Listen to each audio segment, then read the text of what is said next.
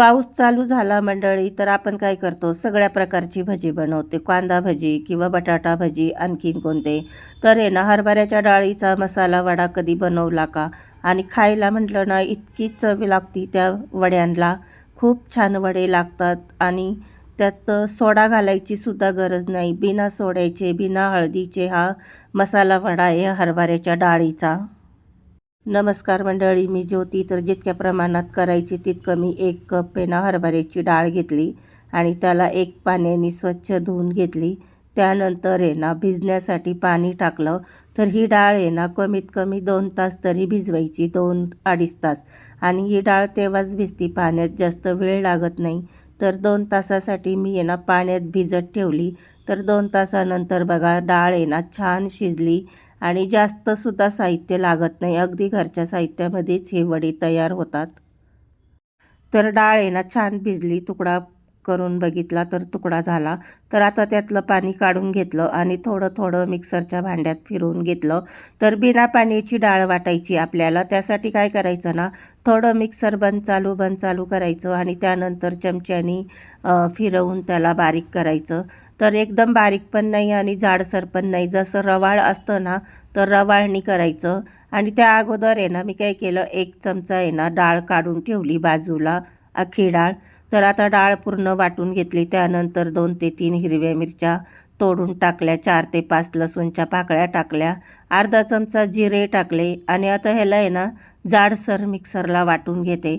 तर जाडसर वाटून घेतलं, त्या डाळीच्या ह्याच्यात टाकलं आणि त्यानंतर आहे ना जाडसर एक मोठ्या आकाराचा कांदा चिरून घेतला, भरपूर अशी कोथिंबीर घेतली आणि 3 ते 4 कढीपत्त्याची पानं आहे ना चिरून घेतली बारीक. त्याच्याने खूप छान चव येते. आणि 1 पाव चमचा आहे ना काळी मिरी पावडर टाकली, अर्धा चमचा गरम मसाला टाकला आणि 1 चमचा आहे ना अख्खी डाळ काढून ठेवली होती भिजवल्यानंतर, ती अख्खी डाळ टाकली. वरून डाळ अख्खी असली ना की छान लागतं. आणि चवीपुरतं आहे ना मीठ टाकलं. त्यानंतर आहे ना तांदळाचं 2 चमचे पीठ टाकलं. जर तुमच्याकडं तांदळाचं पीठ नसेल ना, तर डाळीचं पीठ टाका. पण काय होतं ना, तांदळाच्या पिठाने आहे ना वरनं कुरकुरीत आणि आतनं असे नरमसूत वडा तयार होतो. आणि त्याला हळद, खाण्याचा सोडा वगैरे आपण काहीच टाकलेला नाही.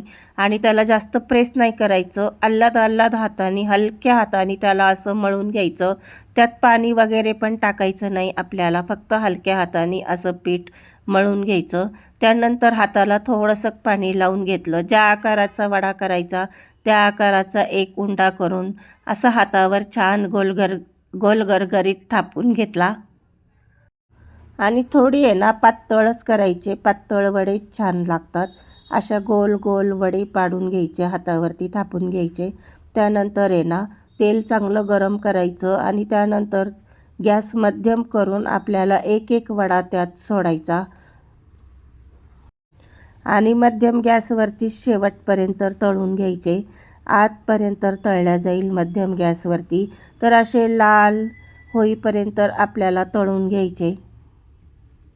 काय होतं ना, मध्यम गॅसवरती तळलं ना की आतपर्यंत वडा छान तळला जातो. मंडळी, तुम्हाला वड्याची रेसिपी आवडली असेल तर व्हिडिओला लाईक करा, चॅनलला सबस्क्राईब करा आणि हे वडे आहे ना नक्की करून बघा. इतके चवदार लागतात ना हे वडे खाण्यासाठी.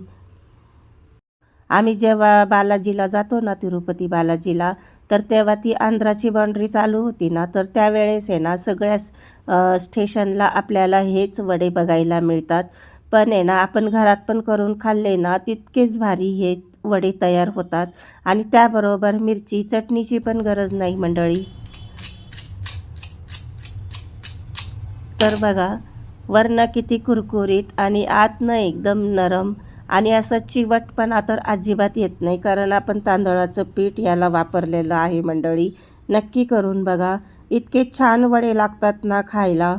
तर वड्याची रेसिपी आवडली असेल मंडळी तर व्हिडिओला लाईक करा, चॅनलला सबस्क्राईब करा. धन्यवाद.